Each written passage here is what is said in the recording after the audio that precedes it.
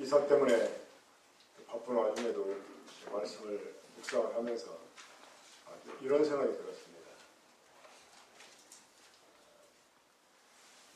정확히는 아닙니다만 거의 한 2년 4개월 전쯤으로 되돌아오면 좋겠다 라는 생각을 가끔 하게 됐습니다.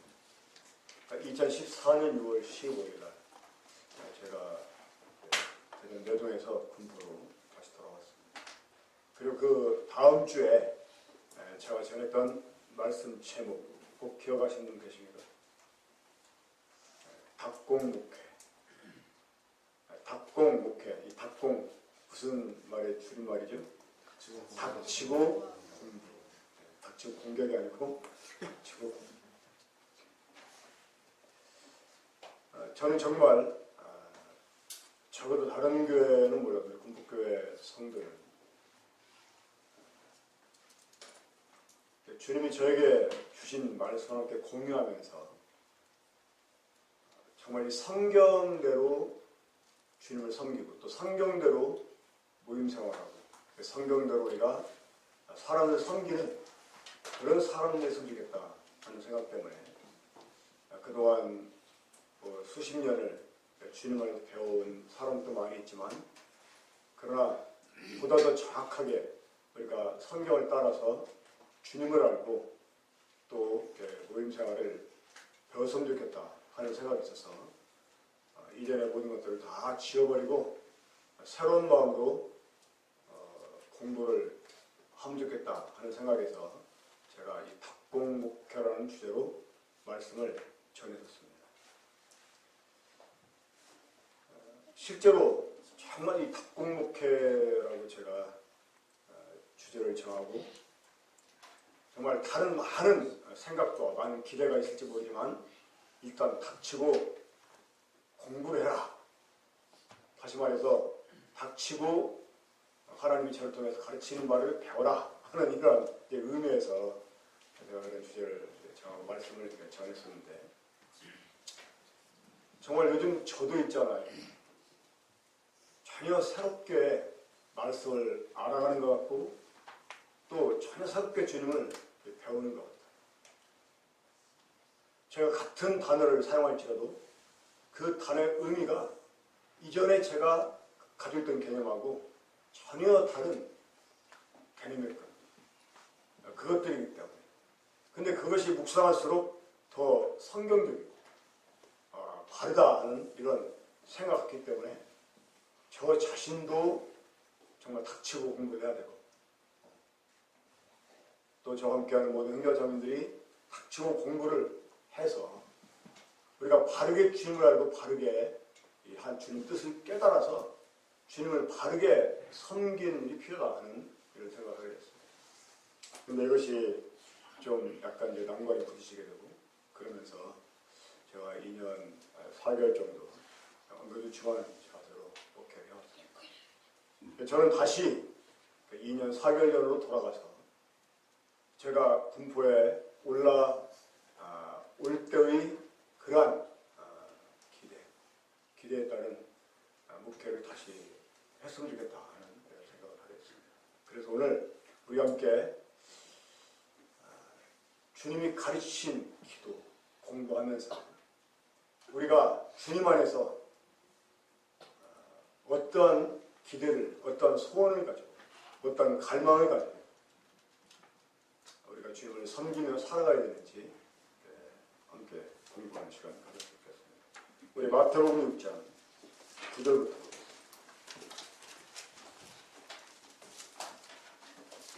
마태복음 6장 9절부터 15절까지 저 반절씩 교육하겠습니다. 마태복음 6장 9절부터 15절까지. 그러므로 너희는 이렇게 기도하라.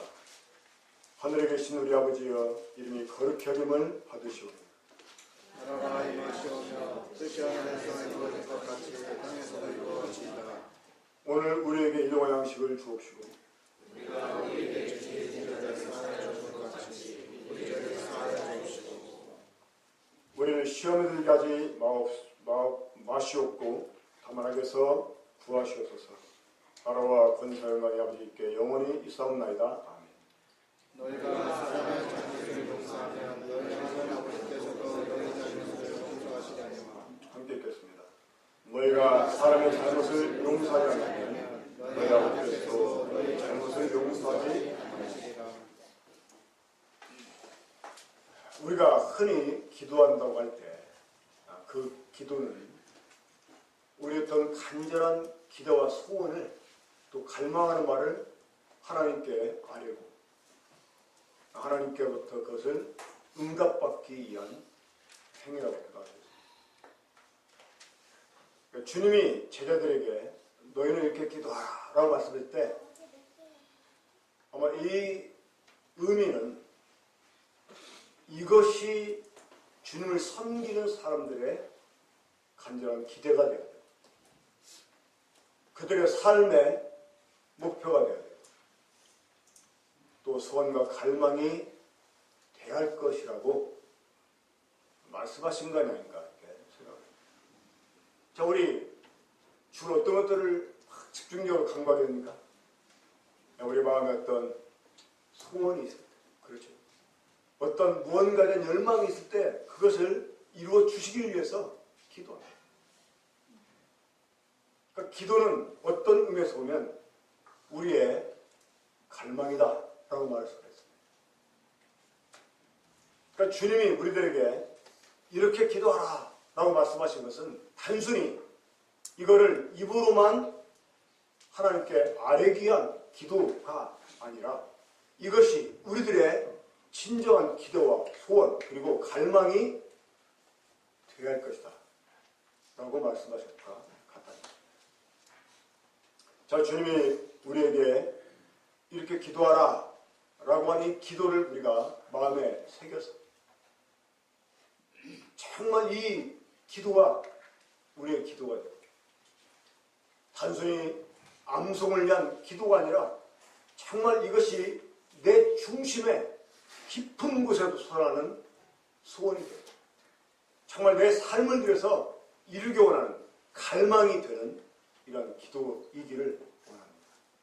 그 기도가 어떤 것인지 우리 함께 공부하도록 하겠습니다. 자, 9절 한번 다시 함께 읽겠습니다. 시작. 그러므로 너희는 이렇게 기도하라. 하늘에 계신 우리 아버지여 이름이 거룩히 여김을 받으시옵소서. 하나님은 하늘에 계십니다. 이 하늘에 계시다. 여기서 말하는 하늘은 어떤 특정한 장소만을 가리키는 것이 아니라 이 하늘은 초월한 것을 가리킵니다. 그 하늘은 높은 것을 의미하죠. 그러니까 하나님은 높이 계시고 정말 초월해 계시고 이 모든 것 위에 뛰어난 분이심을 고려하는 것입니다. 자, 우리가 이러한 분을 아버지라고 부릅니다. 이 얼마나 놀라운 특혜로 특권입니까? 요즘 한국에 금수저, 흑수저 이런 얘기들이 많이 나오잖아요.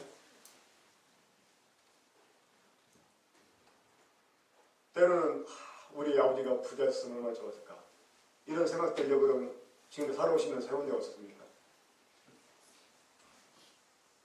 나도 부모를 잘 만났더라면 뭐 이렇게 생각해 보신 적 없어요? 자, 우리가 이 초월에 계신 하나님 이분을 아버지라고 부르고 있다고 합니다. 자, 주님이 가르치신 기도는 이 하나님의 아들 된 사람들만 할 수 있는 기도입니다.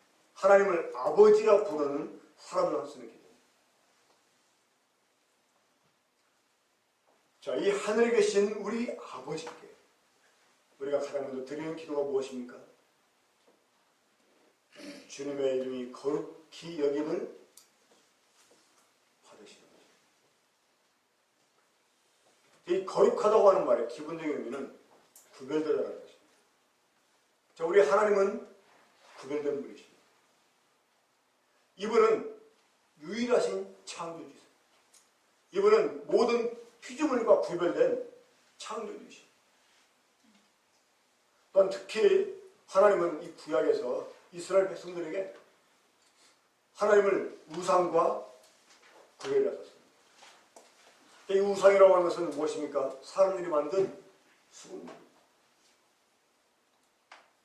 사람들이 나름대로 어떤 신의 형상을 생각을 하고 이 신에 대한 어떤 자신의 이 상상을 동원해서 만들어 놓은 것이 우상입니다.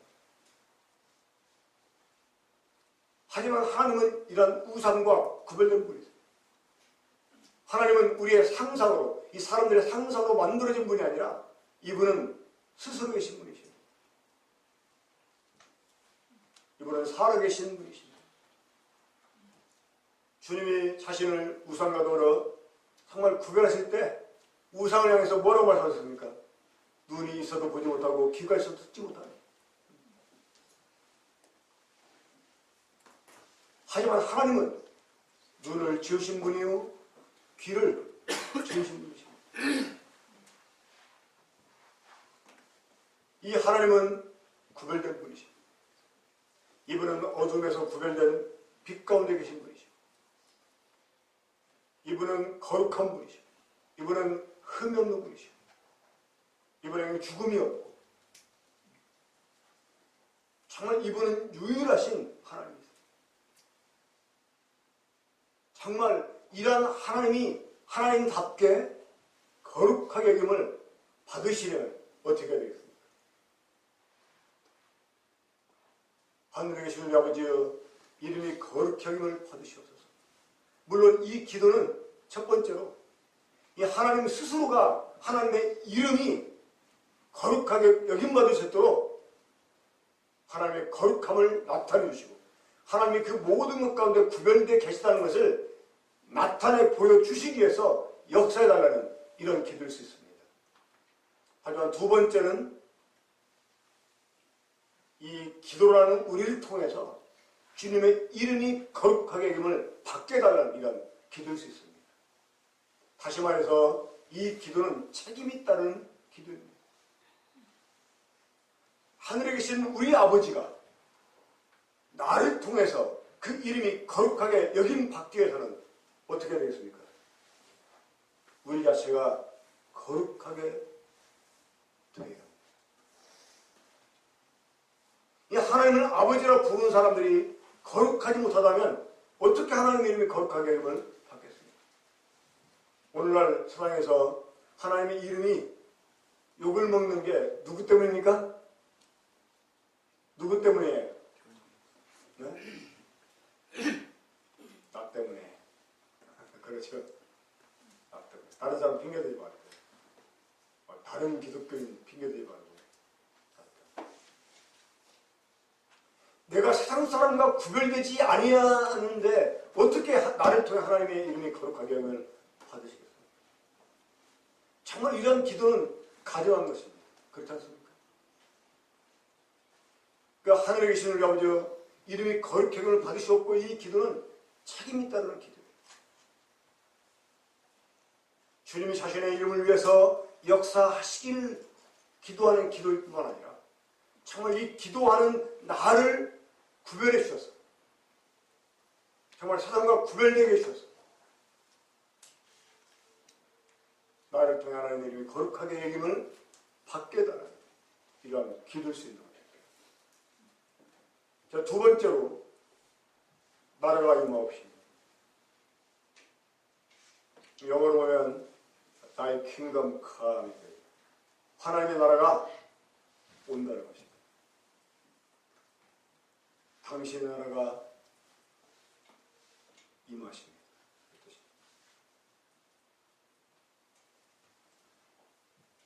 저희 하나님과 관련해서 가장 중요한 것 이게 무엇일까요? 바로 하나님의 나라입니다. 이 하나님의 나라는 성경 전체의 대주제이다 이렇게 말할 수 있습니다. 하나님이 천지만물을 창조한 목적이 뭐냐? 하나님의 나라를 위해서입니다. 하나님이 사람을 창조한 목적이 뭐냐? 하나님의 나라를 위해서입니다. 하나님이 창세전에 그리스도 안에서 교회를 계획한 이유가 뭐냐? 하나님의 나라를 위해서입니다. 하나님의 나라는 모든 성도에게 있어서 그들의 삶의 전체이다 라고 말할 수가 있습니다. 그러니까 하나님 나라는 늘상 가르쳐줘야 되고 늘상 강조해야 돼요. 유대인들이 우리 주님을 생각하면 자동적으로 하나님 나라를 떠올렸습니다. 왜 그랬을까요? 우리 주님이 입만 열었다면 하나님 나라를 말씀하십니다.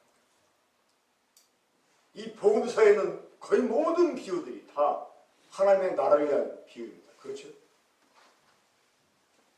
그래서 이 교회 가운데서 주로 가르쳐줘야 되는 주제가 있어요. 바로 하나님 나라. 근데 제가 예전에 군부교회 수양회 때 하나님 나라를 말하니까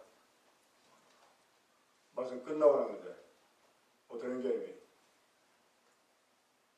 아주 네거티브와 부정적인 반응을 보이더라고요. 또 하나님의 나라네.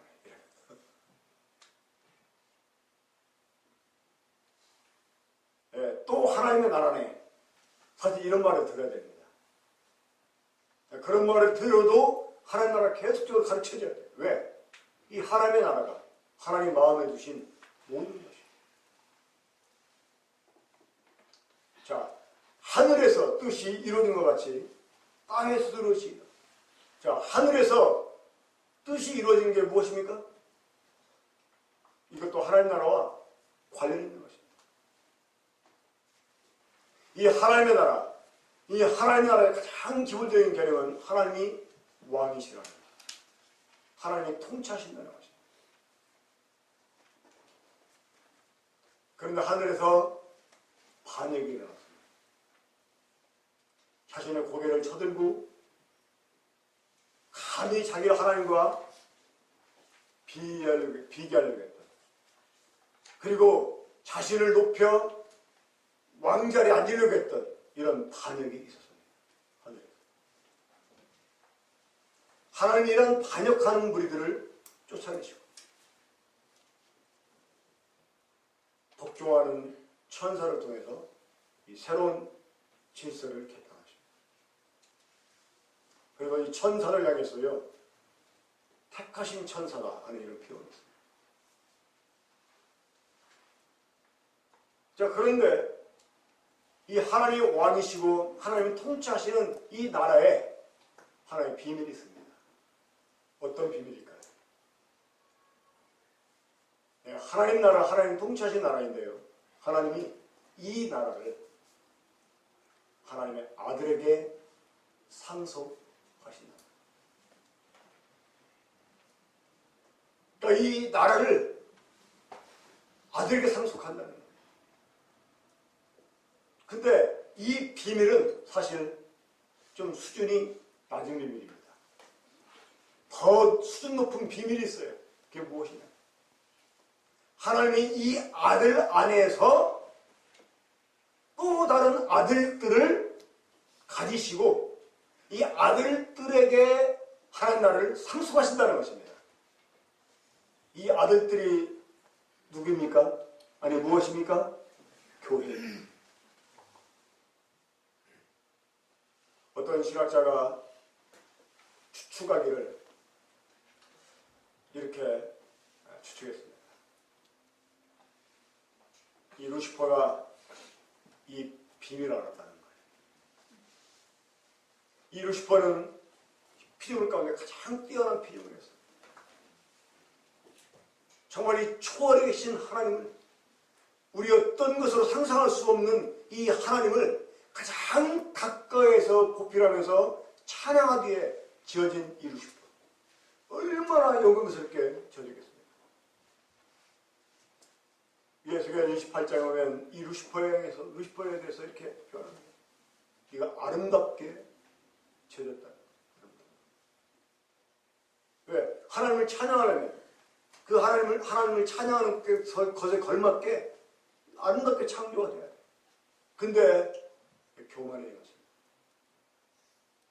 하나님 다음이 나다라고 생각을 했는데 이게 보니까 하나님 다음이 자기가 아니라는 거예요. 자기들은 이 하나님의 계획 속에 있는 이 교회를 섬기기 위한 존재의 진화를 알았다는 거예요. 그래서 반역을 꾀했다는 거예요. 하나님께서 이걸 평정하시고 하늘에서 하나님의 뜻이 이루어지게 했습니다. 이것이 하늘의 뜻이 이룬 것 같이라는 의미입니다. 하나님이 반역하는 자들을 물리치시고 하나님이 통치하시고 하나님의 이런 계획이 이루어지게 만드셨다는 거예요. 원래 히브리어 평화를 상징하는 이 샬롬이라는 말은 왕이 반역자들을 진압하고 얻어낸 평화를 의미합니다. 그러니까 하나님이 반역자들을 평정하시고 하늘에서 이 뜻이 이루어지겠습니다. 근데 이것처럼 땅에서도 이 하나님의 뜻이 이루어지기를 기도하라 하셨습니다. 자, 사랑하는 여러분, 이 하늘에서 뜻이 이루어진 것 같이 땅에서 이루어지다 이렇게 주님이 기도하게 하셨는데 이 땅에서 이루어지는 아버지의 뜻이 무엇일까? 자, 한번 보겠습니다. 우리 요한복음 6장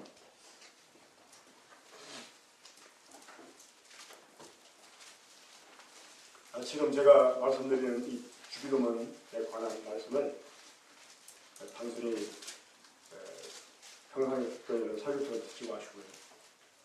이게 지금 탁공목회 첫 메시지고 가장 중요한 기본을 딱 지금 까는 거기 때문에 이거 여러분들이 노트에만 메모하지 말고 마음에 잘 새겨 들으셔야 됩니다. 요한복음 6장 28절 29절 함께 읽겠습니다. 시작. 그들이 묻되 우리가 어떻게 해야 하나님의 일을 하오리까? 예수께서 대답하여 이르시되 하나님께서 보내신 이를 믿는 것이 하나님의 일이니라. 하나님께서 보내신 이를 믿는 것이 하나님의 일이니라. 자, 어떤 게 하나님의 일이라고요? 하나님께서 보내신 이를 믿는 것이 하나님의 일이다. 왜 그럴까요? 이 하나님이 보내신 주님을 믿는 것이 하나님의 일이다 이렇게 말했는데 왜 그럴까요? 그 이유가 있습니다. 자, 6장 38절 봅시다.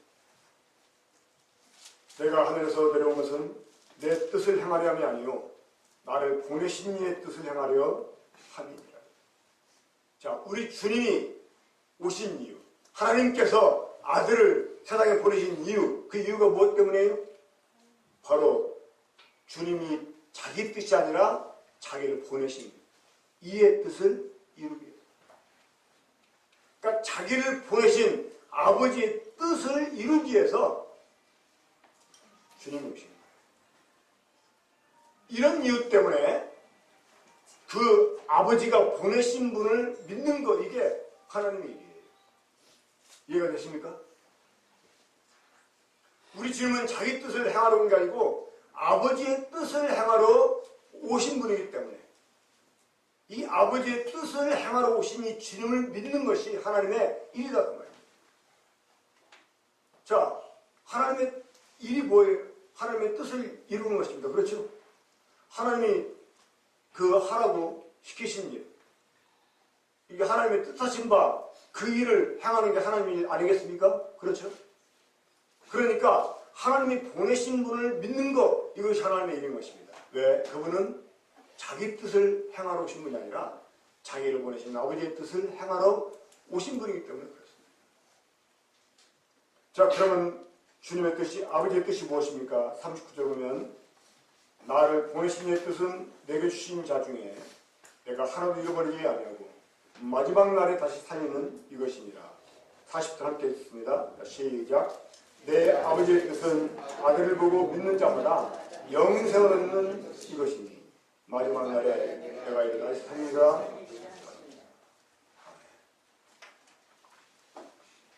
자, 이제 우리 제가 전부터 여러 번 강조를 했었던 말씀입니다만 이제 우리 한 가지 약간 이렇게 수정해야 될 부분이 있습니다.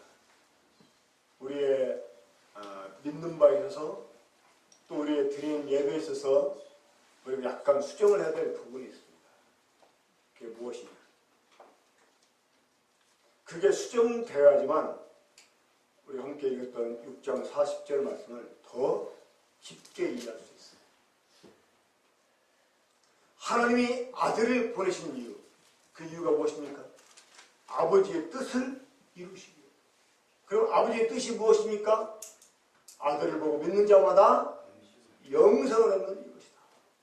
그리고 마지막 날에 주님이 이 사람들을 다시 살리는 것이다. 이렇게 말합니다. 또 한 사람도 잃어버리지 아니하는 것이다. 라고 말씀했습니다.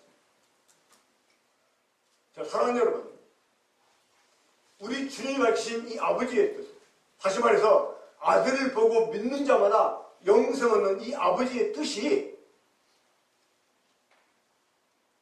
우리 주님이 성육신 하신 때로부터 시작된 게 아니라는 것입니다. 우리 주님이 십자가에 죽으셔서 우리를 구속해 주실 것 때문에 시작된 일이 아니라는 것입니다. 이 아들을 보고 믿는 자마다 영생하는 이것은요, 하나님이 사람을 창조할 때부터 이미 보여진 일이라고 하는 것입니다. 이걸 우리가 좀 수정을 해야 됩니다. 무슨 말인지 감이 오십니까? 하나님은 사람을 창조하시고 사람들에게 영생을 얻게 하시기 위해서 어떻게 하셨어요? 에덴 동산 한가운데 생명나무를 만들어 놓으셨습니다. 바로 이 생명나무가 누굽니까? 하나님의 아들이에요. 우리가 하나님의 생명을 얻으려면, 영생을 얻으려면 우리가 하나님께 직접 얻는 게 아니라는 것입니다. 그렇죠? 이 에덴 동산 안에서도 생명나무를 통해서만 생명을 얻을 수가 있었다고 말입니다. 그러니까 하나님은 처음부터 우리 사람에게 이 생명나무를 통한 하나님의 생명, 영생을 주시기 원했다는 것입니다. 이게 아버지의 뜻이에요. 우리 주님이 우리를 구원해 주시기 위해서 사람 몸을 가지고 이 땅에 오신 그때부터 이 뜻이 시작한 게 아니라는 것입니다. 이미 창세 때. 물론 창세 전부터 하나님이 계획하신 일이지만 이게 창세 때부터 처음부터 보여진 일이라고 합니다. 근데 사람은 실패했습니다. 사람은 주님을 선택하지 않았어요. 사람은 자기를 선택했어요. 이 선악을 알게 나무는 자기입니다. 이 자기를 선택하는 나무는, 이 자기를 선택하는 사람은 죽음입니다. 자, 그런데 여러분, 그럼에도 불구하고 우리가 실패했음에도 불구하고 하나님이 이런 우리를 포기치 않고 어떻게 하셨어요? 이 생명나무를 우리 같은 사람으로 보내셨다는 것입니다. 왜요? 하나님이 처음부터 작정하신 이 하나님의 뜻을 우리에게 이루어지게 하려. 자, 그러면 1절에 말씀을 드렸습니다만 하나님 우리에게 하나님의 생명을 주시려고 했던 이유가 무엇 때문이었죠? 하나님의 아들들이 되게 하려고. 그렇죠? 우리가 하나님의 아들들이 되어야 되는 이유가 무엇 때문입니까? 그렇죠. 하나님 나라를 상속하기 위해서. 그러니까 영생을 주시는 것도 무엇과 관련된 거예요? 하나님의 나라와 관련됐다 그 말입니다. 그러니까 우리 하나님 나라를 얘기하자면 안 되는 거죠. 그렇죠? 그러니까 하나님은 하나님의 나라를 하나님 통치하시는데 이 나라를 아들에게 상속해 주기 원했어요. 근데 아들에게만 아니라 이 아들로 말미암은 아들들에게 함께 상속하게 해주기 원했다는 것입니다. 사탄은 이것을 거부했어요. 그걸 반영했습니다. 그럼 하나님께 하늘에서 이들을 내쫓아내시고 하늘에서 하나님의 뜻이 이루어지겠습니다. 이제 지금 모든 천사가 다 주님께 복종합니다. 장차 우리들에게도 천사가 복종할 것입니다. 믿습니까? 이제 이것이 하늘에서만 아니라 지금 이 땅에서도 성취되기를 우리가 기대하면서 이것이 우리의 소원이 되어야 되고 이것이 우리 마음의 갈망이 되어야 된다는 말입니다. 그러면 하나님의 뜻이 이 땅에서 이루어지게 하는 건 어떻게 이루어지게 됩니까? 아들을 보고 믿는 자마다. 에덴 동산에서 생명나무를 따먹어야 됐지만 이제는 이 아들을 보고 믿는 자마다 영생을 얻게 하는 것. 자, 그럼 우리가 이것이 성취되면 어떻게 됩니까? 네. 이 말을 좀 더 이 말씀과 관련돼서 표현한다면 아들을 보여주는 일을 해야 되죠. 그렇죠? 이 다른 사람들에게 아들을 나타내는 일을, 그렇죠? 그래야 하는 거예요. 이 아들을 보고 믿는 자마다 영생을 얻는 거니까 사람들이 믿게 하려면 어떻게 해야 돼? 아들을 보여줘야 돼. 이게 전도입니다. 전도는 뭐라고요? 아들을 보여주는 것입니다. 자, 첫째는 뭘로 보여줍니까? 뭘로 보여줘요? 말로. 첫째는 말로 보여요. 말로. 그렇죠? 말로. 전도는 뭘로 하는 거예요? 말로 하는 거예요. 말로 하는 거예요. 이 말로 하는 전도 안 하는 사람들이요. 핑계대는 거야. 전도는 말로 하는 게 아니라 삶으로 하는 거야. 좋은 얘기인데 삶만 보여준다고 전도가 됩니까? 됩니까? 전도가 뭐야? 도를 전하는 게 전도예요. 그렇죠? 뭘로 전해요? 삶으로 전해요? 삶은 뒷받침해 주는 거고 말로 이 뜻다가 뭐예요? 사도 바울이 에베소 6장 19절인가 이런 말 하잖아요. 나를 위하여 구할 것은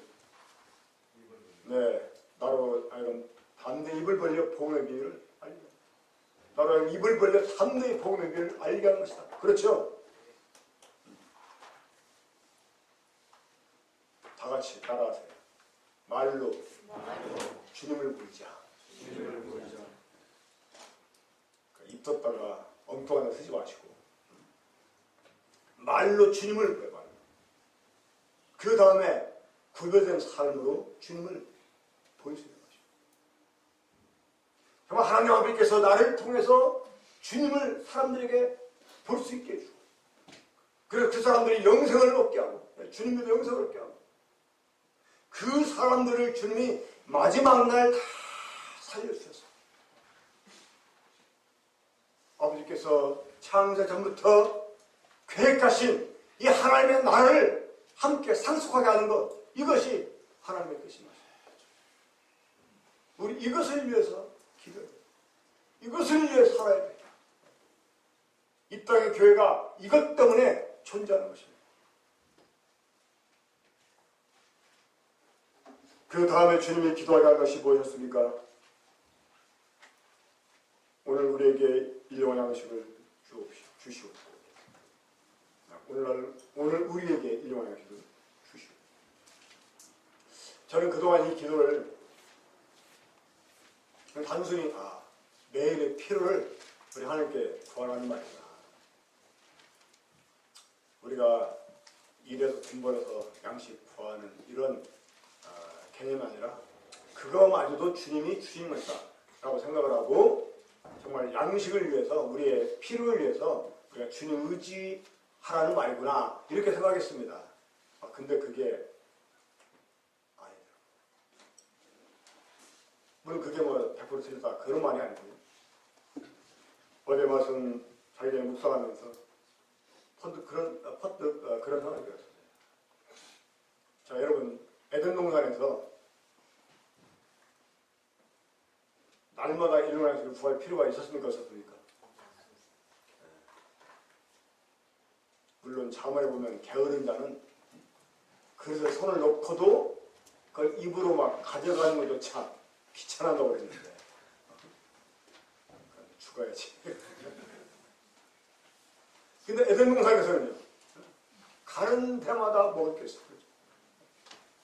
그냥 손만 들어 딱 따내면 먹는 거예요. 이 에덴 동산에서는 일용양식을 위해서 구할 필요가 있어서 없었어요? 없었어요. 저는 여기에서 하나님이 우리 사람 만드신 목적이 먹고 사는 것이 아니고 주님 일을 위해서 만드신 거예요. 다시 한번 실감을 합니다.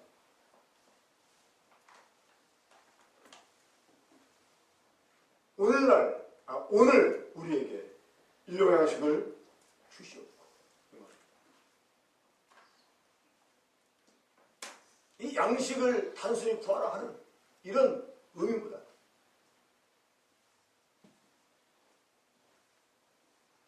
이 일용양식을 구하라는 이 말씀의 의미는 이 먹고 사는 문제보다 주님의 일에 우리가 전념하기를 구하는 기도다 하는 것을 생각해 보았습니다.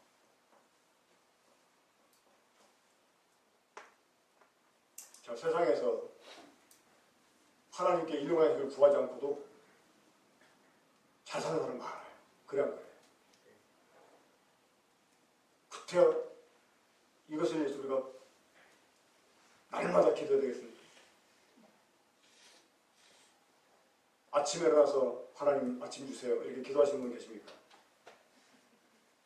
직장 끝나고 집에 돌아가시면서 주님 오늘 저에게 저녁밥을 주시옵소서 이렇게 기도하시는 분이 있으십니다. 일용양식 달라고 기도하려면 맨날 기도해야 돼. 그래 안 그래요? 아침에 기도하면서 그날 먹을 거에 기도하는 분 엄청 들어오죠. 없잖아요. 이게 그런 기도 아니라는 거죠.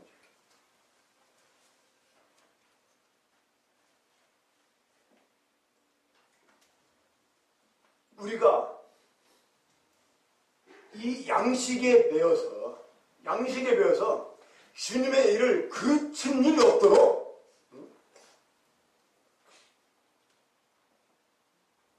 저희는 상당히 불편합니다. 주님의 일에 전념하는 일에 상당히 불편해요. 저도 여러 가지 일이 있었잖아요. 그렇죠? 계속 신경이 쓰여요. 저도 몰랐는데 어느 날 어떤 자매님인가 이게 지금 보니까 여기 머리가 숱이 많이 없네 그러더라고요. 저 그래도 깜짝 놀랐어요. 거울 보니까 진짜 숱이 많이 없어졌더라고요. 요 몇 주 사이에 많이 빠져버렸나 봐요. 이 전에 나왔는데 다시 막 속도 쓰려고 이러다가 이거 안 걸리는 거 아닐까 이런 생각도 해보기도 그럴 정도로 막 걱정이 되는 일들이 많이 있었잖아요. 자, 그러면 어떻게 됩니까? 주님의 일에 전념하는데 방해가 돼요. 그러니까 주님이 나를 창조한 이유, 주님 나를 구원하신 이유, 그 이유가 먹고 사는 데 있는 것이 아니고 주님의 일을 위해서 있는 거니까 이 먹고 사는 문제 때문에 내가 매이지 않도록 이것이 나의 방해거리가 되지 않도록 기도하는 것입니다. 좀 역설적인 설명입니다만 여러분 이해가 되십니까? 물론 정말 하루하루 한 끼 한 끼가 걱정되는 경우도 있습니다. 종종 때도. 그때는 정말 이런 직선적인 기도가 필요합니다. 하지만 이 기도의 의미는 그것이 아닙니다. 주님, 내가 먹고 사는 일에 매이지 않도록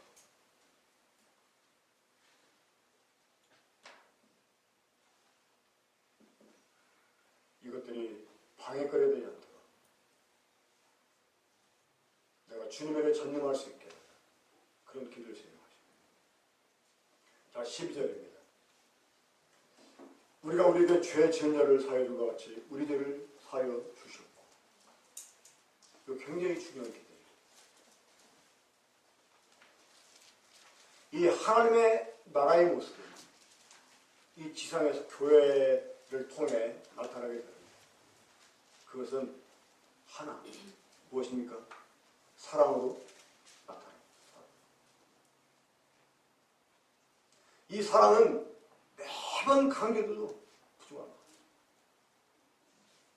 그러니까 사랑 얘기한다고 사랑 타령한다고 뭐라고 하면 어떡합니까? 제가 군대 온 지 얼마 안 돼가지고 사랑에 대한 설교했더니 또 사랑 타령한다고 이런 얘기 했다는 걸 듣고 그 말했다는 사람한테 전화해가지고 뭐라고 한 얘기 있어요. 이 교회는 사랑 관계에도 부족한 거예요. 사랑에 대해서 100% 자신있게 말할 수 있는 누가 있습니까? 솔직히. 우리 그렇지 않아요? 이건 한 여담입니다만 어떤 교회에서 뭐 누가 지어낸 얘기인지 모르겠어요. 어떤 목사가 서로 부임했는데 첫 주 제목이 서로 사랑하자. 근데 그 다음 주도 계속 1년 동안 계속 똑같은 설교를 반복하는 거예요. 그러면 그 교회 사람들이 이 목사가 설교거리 없나 보다 하고 찾아가서 더 이상 같은 설교 과목에 들 수 없으니까 사임해달라고. 그 목사가 알았다고. 그런데 마지막 주 설교가 똑같은 설교 또 하잖아요. 그래가지고 사람들이 기가 막혀가지고 아니 그래도 이제 마지막 주인데 뭐 잘 있어라 잘 가겠다 이런 말을 해야 되는데 어떻게 똑같은 걸 또 하냐 이러니까 목사가 하는 말이 여러분들이 이 말씀대로 서로 사랑했다면 내가 설교를 중단할 텐데 서로 사랑하는 모습이 안 보여서 이 설교를 내가 똑같이 반복할 수밖에 없다 이렇게 말합니다. 이 사랑하라 이 말은 여러분 단순한 명령이 아닙니다. 율법에는 가장 중요한 10가지 계명이 있죠. 자, 여러분 계명이라고 하는 건 어떤 것이냐? 이거는 절대적인 명령이에요. 자, 절대적인 명령은 어떤 게 절대적인 명령이냐? 안 지키면 죽는 겁니다. 거의 10계명은 안 지키면 돌로 쳐 죽이는 상황. 주님 우리들에게 서로 사랑하라 라고 말씀했을 때 뭐라고 말씀했어요? 내가 너에게 새 계명을 주노니 그랬어요. 그러니까 사랑은 절대적인 명령이에요. 사랑 안 하면 죽어요. 그러니까 목숨 내놓고 사랑해야 돼요. 우리 형을 사랑해요. 이 교회는 하나님 나라를 주님 함께 상속해서 함께 통치해갈 이런 사람들의 모임이에요. 이 하나님을 가장 특징적으로 원하는 게 무엇입니까? 하나님은 사랑이시다는 거예요. 이런 하나님의 생명 가진 사람들, 이런 사람들에게 나타나는 게 있습니다. 무엇이라고요? 사랑이에요. 그래서 사도 요한일서 3장에서 사랑하지 않는 자는 그 속에 생명이 없다라고까지 말했습니다. 나는 구원은 받았는데 사랑이 없어. 이건 말이 안 되는 거예요. 저 형제는 구원받은 사람 같은데 사랑이 없어. 이건 말이 안 되는 거예요. 왜? 생명의 의미는 사랑입니다. 원래 선악을 알게 한다면 분명히 뭐라고? 죽은 나무입니다. 그러면 생명나무의 변명을 저질러면 무슨 나무? 사랑나무입니다. 죄는 선악의 길을 누구에게? 나에게 주는 거예요. 사랑은 선악의 길을 누구한테 줘? 남에게 주는 거예요. 그래서 남을 위해 살게 되는 것입니다. 사랑하게 돼요. 그리고 사랑의 또 하나의 특징이 있습니다. 베드로 사도가 그 베드로전서 4장 8절인가요? 거기에 무엇보다 열심으로 서로 사랑할지니 사랑은 허다한 죄를 덮느니라. 그러니까 우리가 우리에게 죄 지은 자를 사하여 준 것 같이 우리 죄를 사하여 주옵시고 이 말은요 사랑이에요. 다른 말이에요. 사랑은 허물을 덮어줍니다. 남의 허물을 거듭 말하는 자는 이간질하는 사람이다. 라는 말씀. 남의 말을 거듭 얘기하는 건 어떤 결과가 났습니까? 그 말을 듣는 사람에게는 그 사람에 대해서 안 좋은 마음을 갖게 하는 거죠. 그게 이간질하는 거예요.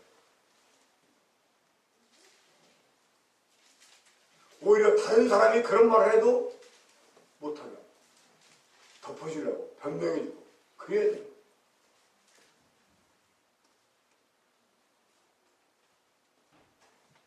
우리가 우리에게 죄의 진자를 사용하고 같이 우리들을 사용해 주십시오. 자, 이 부분에 대해서 주님이 줄을 달아주십니다. 14절 15절 너희가 사람의 잘못을 용서하면 너희 하늘 아버지께서 너희 잘못을 용서하시려니와 너희가 사람의 잘못을 용서하지 않으면 너희 하늘 아버지께서도 너희 잘못을 용서하지 않으시리라. 자, 우리 주 예수님의 구속을 통해서 하나님께서 우리의 모든 죄를 영원히 속죄해 주시고 우리를 용서해 주셨습니다.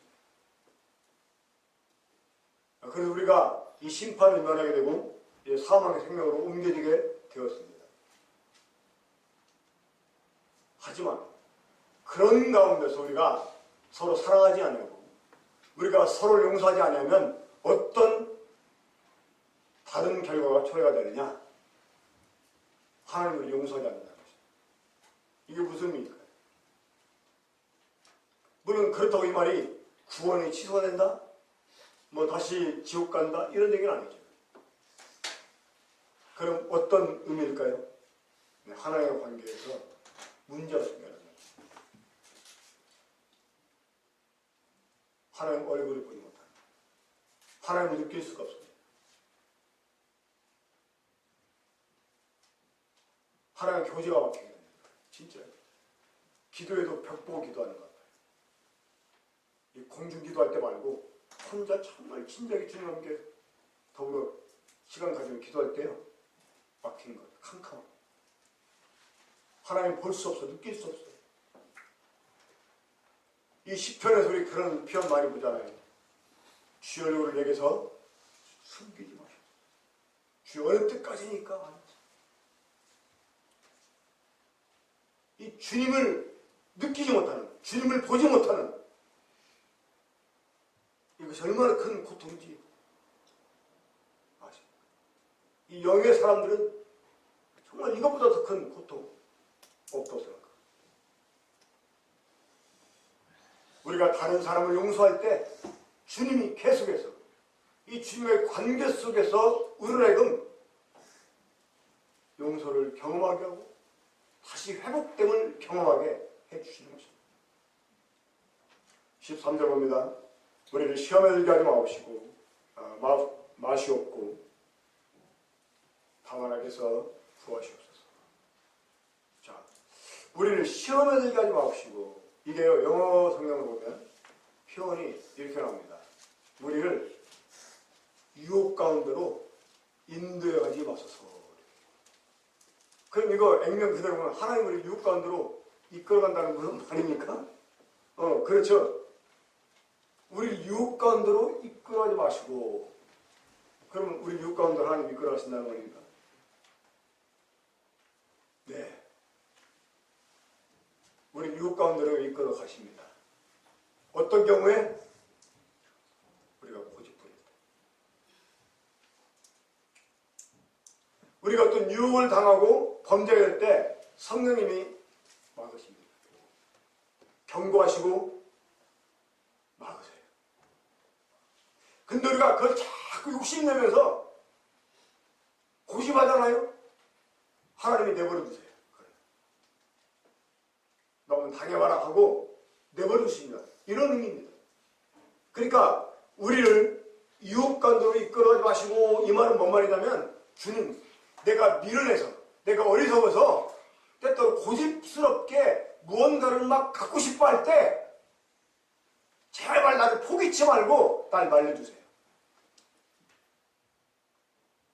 다리몽댕이라도 부러뜨려서 날 막아주세요. 이런 의미의 기도예요. 이해가 되십니까? 그 정말 하나님 앞에 무서운 게 뭐냐? 고집스러워요.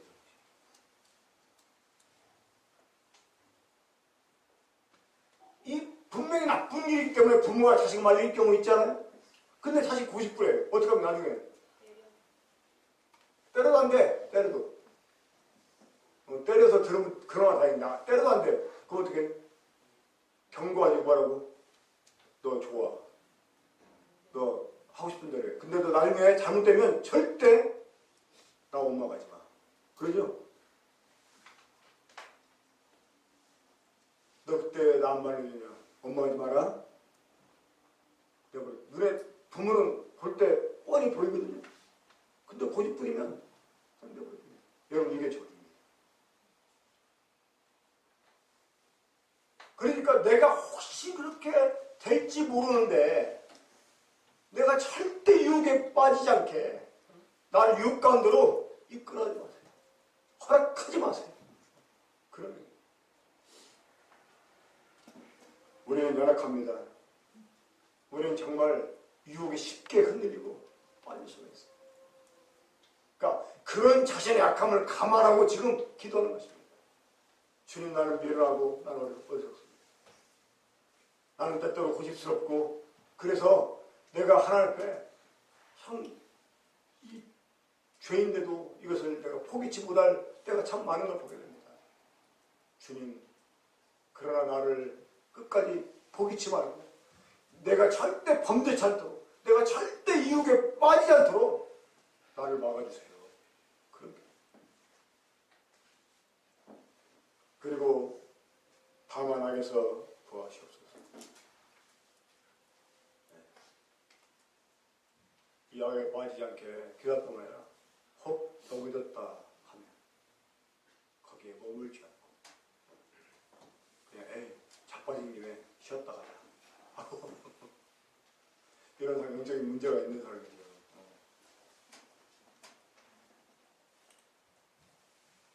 자, 여기 계신 분 가운데서요, 만약에 혹시 학생들 청년 가운데 그런 사람이 있을지 모르겠는데 교회도 징계하겠다. 2개월 동안 예배 참석 금지하면 더 좋아할 사람이 있을 수도 있어요. 그래요? 이거 어거지로 나온 교회 잘 됐네. 그냥 2개월 동안 푹 쉬지. 이렇게 생각하는 사람이 있을 수도 있어요.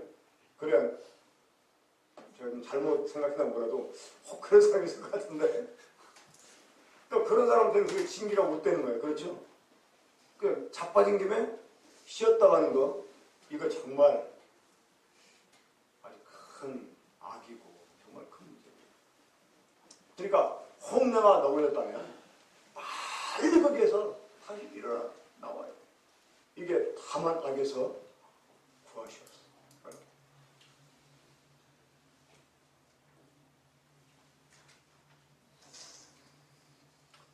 하나님께서 이 먹을 수 있는 깨끗한 물고기, 먹지 말아야 될 부정한 물고기, 율법에서 말씀해 주셨어요.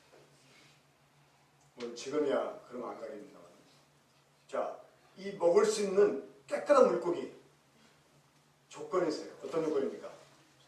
이제 비늘이 있어요. 비늘. 자, 이 비늘 있는 고기의 특징이 있습니다. 어떤 특징일까요? 비늘 있는 고기. 이 비늘 있는 고기는요, 뻘 속에 파고들지 않아요. 얘네들은 비늘 속에 뭐 이물질이 끼면 세균 감염돼 죽을 수가 있습니다. 그래서 뻘 속에 파고들지 않아요. 그리고 빛을 받아요. 빛을 받으면 반사의 빛을 받아요. 이 여름에 개천 가보면 물속에도 번쩍번쩍 그러잖아요. 이 조그만한 피렘인데도요, 비늘이 있어가지고 이렇게 햇빛 받아가지고 번쩍번쩍 그래요. 또 하나의 조건이 있습니다. 뭡니까? 지느러미예요. 지느러미에는 고기의 특징이 뭔지 아십니까? 앞으로는 잘 나가요. 근데 뒤로는 잘 못 나가요. 뒤로. 가끔 이렇게 빽하는 물고기가 있어요. 뒤로. 후진하는 물고기. 근데 뒤로는 못 나가요. 근데 비늘 없는 고기는 어때요? 매기 미꾸라지 어떻습니까? 뻘 속에 파고들어요. 이 질러먹는 고기 뭐가 있어요? 문어. 오징어도 뭐 이렇게 우리가 오징어 귀 그런데 사실 오징어 귀가 아니죠. 지느러미입니다. 지느러미. 근데 얘네들은 특징이 뭡니까? 앞으로 잘 갔다가 뒤로도 잘 가요. 앞뒤가 없어. 그러니까 영적으로 조금만 침체가 되면 막 어둠 속에 빠져 들어가가지고 교회도 안 나오고 형제들 만나는 것도 막 싫어하고 그러잖아요. 유혹에 빠져가지고 악에게 이제 딱 빠졌다. 그럼 빨리 나와야 돼. 원래 이 갑옷인 이 비늘 있는 물고기는요 뻘 속에 있을 수가 없다니까요. 빨리 나. 정말 얼마나 저 죽을 것 같다고 다 답답해. 내가 차라리 혼나더라도 내가 차라리 막 망신당하더라도 주님께 가야 돼. 교회 나가야 돼. 이런 생각을 갖는 게 정상인 성도라고 말이에요.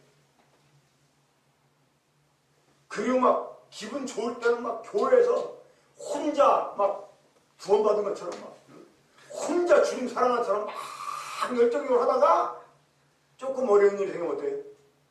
또 세상적으로 확 돌아가가지고 막 또 잘 살아. 이게 뭐라고? 무너. 그러니까 하나님이 우리 성도를 교훈하기 위해서 주님. 그러니까 나로 시험에 들게 하지 마옵시고 다만 악에서 구하시오.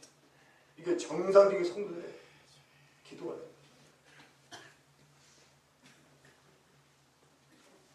나라와 권세와 영광이 아버지께 영원히 있사옵나이다. 우리 하나님께 이 모든 것이 다 있기 때문에 우리가 하나님을 바라고 정말 이 주님 가르치신 기도가 내 기도가 되고 내 삶의 정말 소원이 되고 갈망이 되고